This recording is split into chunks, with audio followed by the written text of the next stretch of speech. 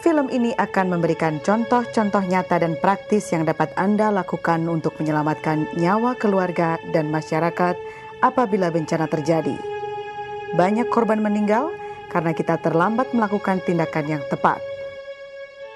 Ketika bencana terjadi, tidak akan ada orang lain yang dapat menolong Anda selain Anda sendiri. Banyak nyawa hilang atau dapat diselamatkan dalam jam-jam pertama setelah bencana terjadi. Oleh karena itu, semua tergantung Anda untuk cepat bertindak. Masyarakat penting untuk mengetahui tentang pertolongan pertama karena seberapapun hebatnya sebuah fasilitas rumah sakit atau puskesmas, pasti diperlukan waktu untuk menjangkau korban. Nah, waktu yang diperlukan ini seringkali merupakan saat yang paling kritis bagi korban. Apabila dalam waktu yang kritis ini masyarakat bisa memberikan pertolongan yang baik, maka hasil akhir dari korban akan menjadi lebih baik daripada menunggu pertolongan medis tiba di tempat.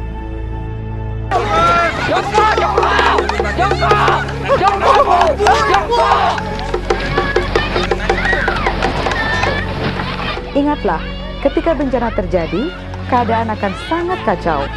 Semua yang Anda miliki mungkin hancur, banyak orang terdekat Anda mungkin meninggal, dan Anda mungkin berada dalam situasi syok dan panik. Namun, Anda harus mencoba untuk tenang dan melakukan beberapa hal yang terdapat pada tayangan ini. Tetap tenang. Ketika Anda panik, Anda akan susah berpikir secara jernih dan akan membuat keputusan yang tidak tepat. Maka itu, cobalah untuk tetap tenang. Kedua, mintalah bantuan. Gunakan telepon atau radio untuk mencoba menghubungi layanan tanggap darurat yang akan dapat datang dan membantu Anda. Anda harus mencoba untuk tenang dan melakukan beberapa hal yang terdapat pada tayangan ini. Trias adalah proses mengevaluasi korban agar mereka yang paling memerlukan bantuan dapat ditangani terlebih dahulu. Apabila Anda menemukan beberapa korban pada satu tempat, Anda harus menentukan yang mana yang harus ditangani terlebih dahulu. Jangan dekati korban yang berada di situasi yang berbahaya. Contohnya, korban yang dekat dengan kabel listrik. Jika memungkinkan, lakukan bersama orang lain. Jangan melakukannya sendiri. 2 orang bekerja sama dapat membuahkan hasil yang lebih baik daripada bekerja sendiri. Apabila sesuatu terjadi, Anda dapat saling membantu. Berikut adalah cara yang dapat Anda lakukan. Apabila korban tidak sadarkan diri, segera periksa jalan nafasnya untuk memastikan korban bernafas dengan baik. Angkat dagu korban dan posisikan hidung menghadap ke atas. Amankan belakang kepala korban. Buka mulut korban. Bersihkan mulut korban. Jika ada benda asing di dalam mulut korban, Anda bisa gunakan baju korban.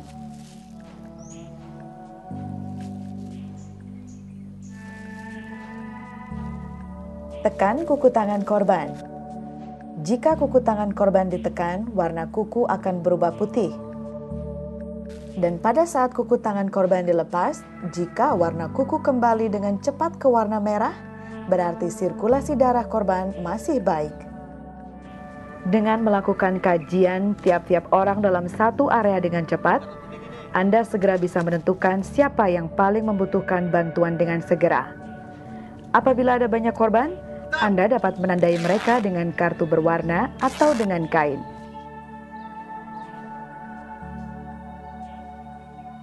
Ada 4 warna kartu atau kain yang digunakan untuk membedakan kondisi korban.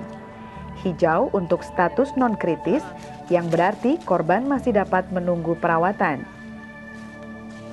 Kuning untuk korban yang memerlukan perawatan dengan segera. Merah untuk korban dengan kondisi kritis dan memerlukan perawatan langsung. Dan hitam untuk korban yang meninggal atau tidak mempunyai harapan hidup kembali. Lihat keadaan mulut korban dan naik turunnya dada korban. Dengar suara hembusan nafas korban dengan meletakkan telinga di antara mulut dan hidung dari korban. Rasakan hembusan nafas korban dan naik turunnya dada korban dengan menyentuh lembut dada dan perut korban. Jika korban bernafas dengan baik, panggil bantuan dan korban diarahkan ke posisi pemulihan. Penolong mengambil posisi jongkok di samping korban dan sejajar dengan bahu korban. Periksa benda berbahaya yang ada di tubuh dan kantong korban seperti kacamata atau benda tajam lainnya. Posisi pemulihan bertujuan untuk menjaga saluran pernafasan ketika korban sudah bernafas namun tidak sadarkan diri. Arahkan salah satu tangan korban menyilang ke arah bahu korban. Arahkan tangan korban yang lainnya sejajar dengan bahu korban. Tekuk kaki korban yang terdekat dengan posisi penolong. Dorong korban secara perlahan, di mana bagian kaki teratas akan menstabilkan posisi badan korban. Perbaiki posisi kepala korban. Ini untuk mencegah jika korban muntah, maka muntahan korban tidak masuk kembali ke mulut korban. Ini butuh perawatan, tolong. Jika ada kecurigaan terjadi cedera tulang belakang, lebih baik Anda menunggu bantuan medis, karena dapat berakibat korban menjadi cacat atau lumpuh. Cara pengangkutan korban tanpa tandu. Anda bisa menggunakan pintu atau benda yang memiliki permukaan datar seperti meja. Letakkan pintu di sisi korban. Arahkan korban pada posisi stabil atau lurus. Amankan daerah belakang dan kepala korban. Miringkan korban dan pintu dimasukkan di bawah punggung korban. Kembalikan korban pada posisi semula.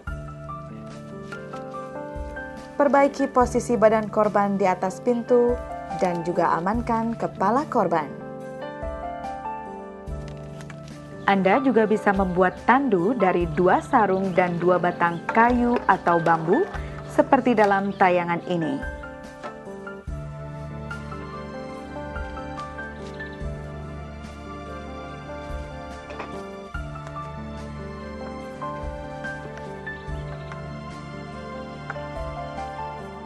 Cara pengangkutan 4 orang tanpa tandu atau alat. 3 orang penolong jongkok di satu sisi korban dan 1 orang mengamankan kepala korban. Masukkan tangan penolong ke bawah tubuh korban. Dengan aba-aba dari 1 orang, 1, 2, 3, ya. para penolong mengangkat korban secara bersamaan. 1, 2, 3, ya.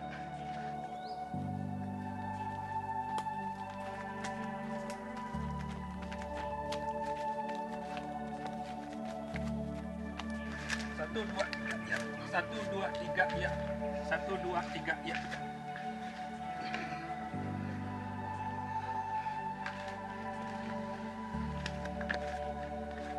Ya.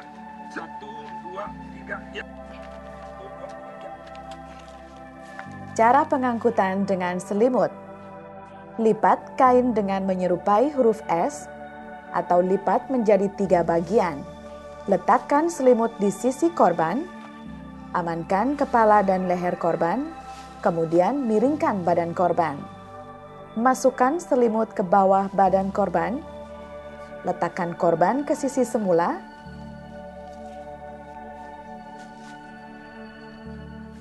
tarik ujung-ujung selimut, dan angkat korban secara perlahan-lahan.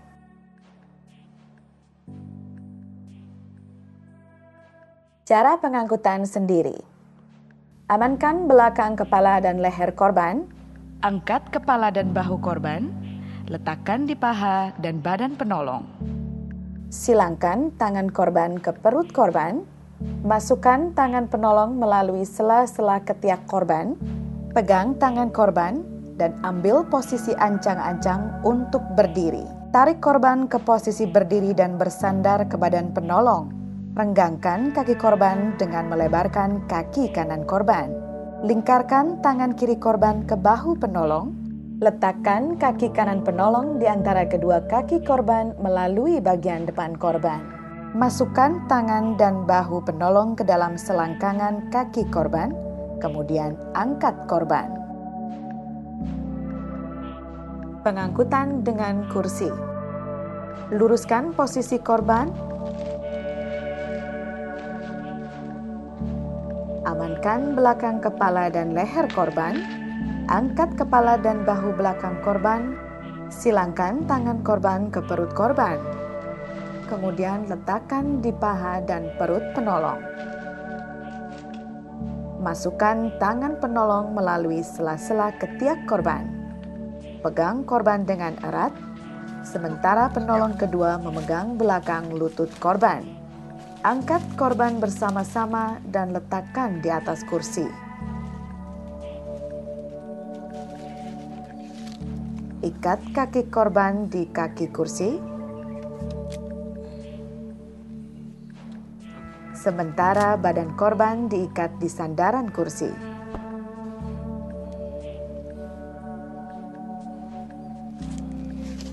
Penolong pertama memegang sandaran kursi dan penolong kedua memegang kaki kursi. Kemudian angkat korban bersama-sama.